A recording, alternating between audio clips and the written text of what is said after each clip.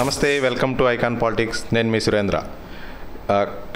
ఏపీలో కూటమి ప్రభుత్వం ఏర్పడి 8 నెలలు అయిపోయింది. దీనిపై కాంగ్రెస్ సీనియర్ లీడర్ సంజీవ్ రెడ్డి గారు ఉన్నారు, ఆయన అడిగి తెలుసుకుందాం.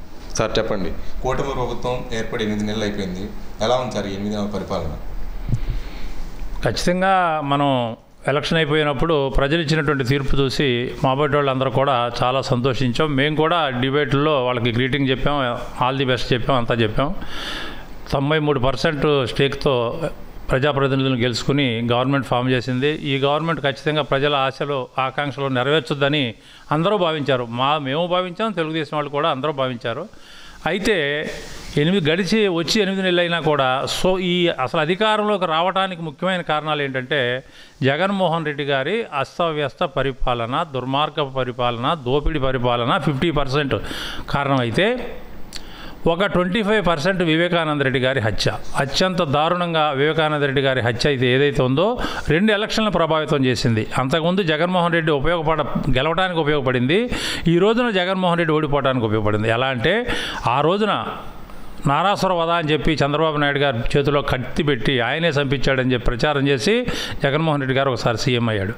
నేను కాదు అతనే అని వివరాలన్నీ బయటకు వచ్చిన తర్వాత ఈ రోజున ప్రజలందరూ కూడా ఇంత దుర్మార్గం చేశాడా జగన్మోహన్ రెడ్డి అనేటువంటి కోపంతో జనం తిరగబడి కసిగా ఓట్లేశారు.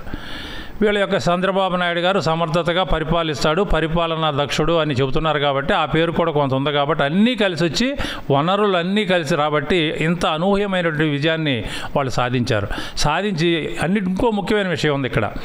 ఈయన రాష్ట్ర ఆర్థిక పరిస్థితిని గమనించకుండా సూపర్ 6 అనేటువంటి పథకాలని అనౌన్స్ చేశాడు. ఆ సూపర్ 6 పథకాలకి మహిళలు, విద్యార్థులు, నిరుద్యోగులు, రైతులు, కార్మికులు, ఎస్సీ, ఎస్టీ, బీసీ వర్గాలన్నీ కూడా అట్రాక్ట్ అయినాయి. ఖచ్చితంగా చంద్రబాబు చెప్తే చేస్తాడు, చేయగలడు అని.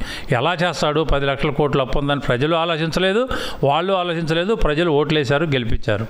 అయితే జగన్మోహన్ రెడ్డి గారి టైంలో విపరీతమైనటువంటి కక్ష సాధింపు చర్యలు ఈ రాష్ట్రంలో జరిగినాయి. విపరీతంగా చరిత్రలో ఇంతవరకు ఏ రాష్ట్రంలో, బీహార్ లాంటి రాష్ట్రాల్లో కూడా జరగలేదు, అలా జరిగినాయి. ఈ క్యాడర్ అంతా కూడా మన ప్రభుత్వం వచ్చింది ఏదో చేసేస్తుంది, వాళ్ళ మీద మనకు అన్యాయం చేసిన వాళ్ళందరి మీద యాక్షన్ తీసుకుంటుంది అనేటువంటి యాంగిల్లో క్యాడర్ అందరూ కూడా ఎంతో ఉత్సాహంగా ఉన్నారు. నెల పోయింది, 2 నెలలు పోయింది, 3 నెలలు పోయింది, 4 నెలలు పోయింది. స్వయాన ఆయన ఇంటి మీద దాడి చేసిన వాళ్ళ కేసే ఇంతవరకు ఏమైందో తెలియదు. మేము అధికారంలోకి రాగానే నిమిషాల్లో తేల్చేస్తాం, 3R కేసు అన్నారు. వివేకానంద రెడ్డి హత్య కేసు గంటలో తేలుస్తామన్నారు, చెప్పారు. డిఎస్సి గంటలో వేసేస్తామని చెప్పారు, మొదటి సంతకం పెట్టారు, ఇంతవరకు డిఎస్సి లేదు. నిరుద్యోగులకి నిరుద్యోగ వృత్తి ఇస్తానన్నారు, 20 లక్షల ఉద్యోగాలు ఇస్తానని చెప్పారు. 20 లక్షల ఉద్యోగాలు ఎలా ఇస్తారండి మీరు? ఏమి 20 లక్షల మంది ఉంటారా ఎంప్లాయీస్? అసలు మొత్తం కలిసినా ఉండరు, గుడ్డిగా నమ్మారు ప్రజలు. 20 లక్షల ఉద్యోగాలు లేవు. మరి మహిళలకి 19 సంవత్సరాలు నిండిన వాళ్ళందరికీ కూడా 1500 చెప్పి ఇస్తానని చెప్పాడు.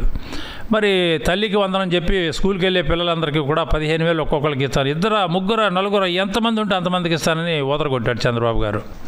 ఏం చేశాడు మరి చంద్రబాబు గారు? చేసింది ఏంటి? బాధుడే బాధుడు అని చెప్పి జగన్మోహన్ రెడ్డి ప్రభుత్వం మీద వీళ్ళు కార్యక్రమాలు రాష్ట్ర వ్యాప్తంగా పెట్టి ఎంతో బ్రహ్మాండంగా చేసి సక్సెస్ అయ్యారు, మైలేజ్ పొందారు. కానీ మీరేం చేస్తున్నారు? ఇప్పుడు మీరు వచ్చిన 2 సార్లు పెంచారు కరెంట్ ఛార్జీలు. కరెంటు బిల్లు కూడా పట్టుకుంటే షాక్ కొడుతుంది.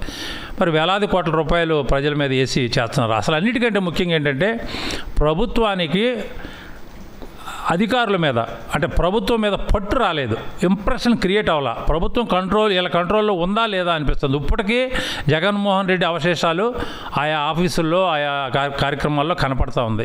వాళ్ళు ఇంకా ఉన్నతమైన పదవుల్లోనే ఉన్నారు, పక్కకు పోలేదు. వాళ్ళు ఇంకా జగన్మోహన్ రెడ్డి సీఎంగా ఉన్నట్టుగా ప్రవర్తిస్తున్నారు. నాయకులు కూడా వైసీపీ వాళ్ళు ఇప్పటికీ ట్వీట్లు పెడతాం కానీ ఈ కానీ చూస్తే మేమే అధికారంలో ఉన్నటువంటి పరిస్థితి కనపడుతూ ఉంది. అంటే సూపర్ 6 ఫెయిల్. 3 గ్యాస్ సిలిండర్లు ఇస్తున్నామని చెప్పి మొదలుపెట్టారు తప్ప మిగతా 5 ఏది అంటుకోలే.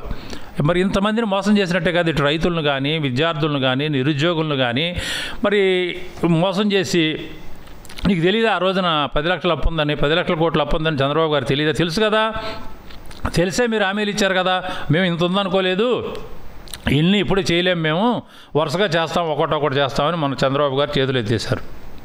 చేతులు ఎత్తేస్తే మరి ప్రజలు కూడా నిన్ను చేతులు ఎత్తేస్తారు. 5 సంవత్సరాలు అయిపోయేదానికి మళ్ళీ నీ పరిస్థితి కూడా అదే అవుద్ది. నువ్వు ఎంత మేలు చేసి ఎంత నువ్వు అభివృద్ధి చేసినప్పటికీ మళ్ళీ ప్రజాకంటక పరిపాలన, గత ప్రభుత్వ పరిపాలన మళ్ళా వస్తే కనుక రాష్ట్రం నాశనం అయిపోద్ది. అది నువ్వు చెబుతున్నావు, మేము చెబుతున్నాం, అందరూ చెప్తున్నారు. మరి ఆ పరిస్థితి రాకుండా ఉండాలంటే నువ్వేం చేయాలి? నువ్వు ప్రజలకు అందుబాటులో ఉండి మనం చెప్పిన హామీలన్నీ అమలుపరిచి జాగ్రత్తగా ముందుకు తీసుకెళ్తే ఆ పార్టీని ఆపగలుగుతాను. మీరు ఆపే పరిస్థితి నాకు కనపడతల్లా. ఒక్క కేసు అంటే ఒక్క కేసు ఇంతవరకు ఫైనలైజ్ అవ్వాల. ఒక్క ముఖ్యమైనటువంటి వ్యక్తిని అరెస్ట్ చేయడం ఇంతవరకు జరగల. అధికారిని కానీ రాజకీయ పార్టీ నాయకుడు కానీ. ఎన్ని కేసులు ఉన్నాయి? 100 వేలల్లో ఉన్నాయి కేసులు, ఎన్నో కేసులు ఉన్నాయి. మరి ప్రభుత్వానికి పొట్టు లేదు. డిబేట్లో కూడా చూస్తున్నాం మనం. అసలు ఏం చేస్తుంది ఈ ప్రభుత్వం? రాత్రి త్రిపుల్-ఆర్ గారు అయితే ఎంతో బాధపడుతున్నాడు టీవీలో. మాకు సంబంధించి నన్ను పడేసి కొట్టిన కేసే ఏమీ చేయలేకపోతుంది. అధికారిని సస్పెండ్ చేయలేదు ఇంతవరకు. ఎందుకు సస్పెండ్ చేయలేకపోతున్నారు? సస్పెండ్ చేసి కదా ఎంక్వైరీ చేయాలి అని డిప్యూటీ స్పీకర్ అయ్యి ఉండి, గతంలో ఎంపీ అయ్యి ఉండి ఆయనే రొదన పడుతుంటే ఇంకా మామూలాల పరిస్థితి మనం ఏం చెప్పాలి? కాబట్టి ఆనాడు పోలీసులు అదే చట్టం కదా, అదే చట్టం అదే పోలీసులు గోడ దూకి రాత్రి పూట వెళ్ళి ఎత్తుకొచ్చారు కదా. అచ్చెన్నాయుడు లాంటి వాళ్ళని, త్రిపుల్-ఆర్ లాంటి వాళ్ళు ఎత్తుకుపోయారు కదా. అయ్యన్న పాత్రుడు ఇల్లు పగలగొట్టారు కదా, ఎన్నో చేశారు కదా. మరి ఇవాళ అదే చట్టం అదే పోలీసులు ఎందుకు వెళ్ళలేకపోతున్నారు? వాళ్ళు రాత్రిపూట వెళ్ళారు, మీరు పగలెళ్ళండి. నోటీసులు తీసుకుని పగలెళ్ళండి. మీరు పగల కూడా వెళ్ళలేకపోతున్నారు కదా. మీరు అంటే ప్రభుత్వం లాలూచీ పడిందా? గత ప్రభుత్వ నాయకులతో, కొంతమంది నాయకులతో కానీ అధికారులతో కానీ ప్రభుత్వం లాలూచీ పడిందా అనేటువంటి అనుమానం కూడా మాకు వస్తుంది. మరి నీ దగ్గర దమ్ముంటే సూపర్ 6 అమలు చేయాలి, అమలు చేసి మాట్లాడాలి. సూపర్ 6 దాకా ఎందుకండి? విభజన హామీలో ఉండే ఏ ఒక్క హామీనైనా నువ్వు చేసుకోగలిగావా? మోడీ దగ్గర చేసుకోగలిగావా? ఇంతవరకు స్టీల్ ప్లాంట్ అమ్మము అనే మాట చెప్పించలేకపోయావు. నిధులు ఇచ్చారో ఏదో చేస్తున్నాం చెప్పడం తప్ప స్టీల్ ప్లాంట్ అమ్మటం లేదు, అమ్మే పరిస్థితి లేదు, అమ్మనివ్వము అనేటువంటి మాట నువ్వు కానీ పవన్ కళ్యాణ్ కానీ ఇంతవరకు ఎక్కడా మాట్లాడలా. మరి ఇవన్నీ ఎట్లా? విభజన హామీలే మనం అమలు చేసుకోలేనప్పుడు, పోలవరం ప్రాజెక్టు మనం కట్టుకోలేనప్పుడు నీకు రాజధాని అంటావేంటయ్యా? ఏంటయ్యా రాజధాని అంటే ఏంటి? అసెంబ్లీ, సెక్రటరియట్, హైకోర్టు ఆఫీసర్లకు కొన్ని ఇళ్ళు, అంతే కదా. సచివాలయం కావాల్సింది నీకు, సెక్రటరియట్ కావాలి. అంతవరకు కట్టుకుని వదిలిపెట్టు. ఎవరు కావాలంటే వాళ్ళు భూములు కొనుక్కొని కట్టుకుంటారు. నువ్వు నిర్మించినటువంటి నగరం ఎక్కడ డబ్బులు తెచ్చి నిర్మిస్తావు? నువ్వు హైదరాబాదు ఈ స్థాయి నిర్మాణం కావడానికి 400 సంవత్సరాలు పట్టింది.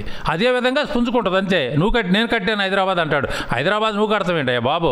అది ఆటోమేటిక్గా అది అభివృద్ధి చెందుతూ వచ్చింది. చిన్న నగరమే మహానగరం అయిపోయింది. ఎప్పుడవుతుంది మహానగరం? ఇండస్ట్రీలు రావాలి, వ్యాపారాలు రావాలి, అన్నీ రావాలి, విద్యాలయాలు రావాలి, అన్నీ రావాలి, వస్తే అవుతుంది. అవన్నీ వస్తాయి ఇక్కడికి. నువ్వు తీసుకొచ్చి పెడితే రావు. స్ట్రెంగ్త్ అది చదువుకుని కాలేజీ పెడతారు, పిల్లలు లేరు అక్కడ. కాబట్టి ఓన్లీ ఆ రాజధాని పోలవరం పేరు చెప్పి ముందుకెళ్ళాలని వీళ్ళు అనుకుంటే మటు పప్పులో కాలేసినట్టే. సమగ్ర అభివృద్ధి, రాష్ట్రం మొత్తం కూడా సమగ్ర అభివృద్ధిని కోరుకోవాలి.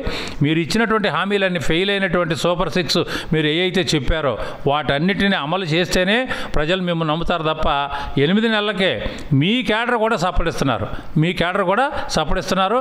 అసలు కూటమిలో సఖ్యత లేదు అనేటువంటి అనుమానం కూడా కార్యకర్తల్లో వచ్చేసింది. గుసగుసలాడుకుంటున్నారు. పవన్ కళ్యాణ్ ఒక రకంగా మాట్లాడితే ఈయన ఒక రకంగా మాట్లాడుతున్నాడు. ఇది ఎక్కువ కాలం పొసిగేది కలహాల కాపురం ఎక్కువ కాలం నడుస్తుందని మేమైతే అనుకోవట్లేదు. అయితే కూటమి ప్రభుత్వం వైపు నుంచి ఏమన్నా మేము కక్ష సాధింపు రాజకీయాలు చేయం, ఏదైనా చట్టపరంగానే తీసుకుంటాం అని అంటున్నారు సార్. చట్టపరంగానే కక్ష సాధింపులు చేయమని చెప్పి ఎవరు అడగట్లా. చట్టపరంగానే చర్యలు తీసుకోమంటున్నారు. చట్టపరంగా కూడా తీసుకోవట్లేదుగా. అప్పుడు పోలీసులు రాత్రిపూట అరెస్ట్ చేశారు, మీరు పగలపూట అరెస్ట్ చేయండి. ఎవరిని అరెస్ట్ చేయట్లేదు కదా. అయితే నేరాలు ఏం జరగలేదా? ఘోరమైన ప్రభుత్వం, క్రూరమైన ప్రభుత్వం, సైకో ప్రభుత్వం అన్నాం కదా. మరి ఆ సైకో ప్రభుత్వం చేసిన చర్యల మీద వాటి మీద చర్యలేవి? చట్ట ప్రకారం తీసుకోండి. చట్ట ప్రకారం తీసుకోవడానికి 8 నెలలు టైం సరిపోదా చర్యలు తీసుకోవడానికి? అన్నీ ఒకే రోజు తీసుకోపోవచ్చు. ఒక్కొక్క కేసు 1 by 1 అని చేయాలి కదా. చేయటం లేదు అని వాళ్ళ క్యాడరే బాధపడుతున్నారు, వాళ్ళ నాయకులే మదన పడుతున్నారు. ఇది తెలుగుదేశం పార్టీకి, కూటమి పార్టీకి ఒక అసినిపాతంలాగా తగులుతుంది భవిష్యత్తులో. Thank you sir.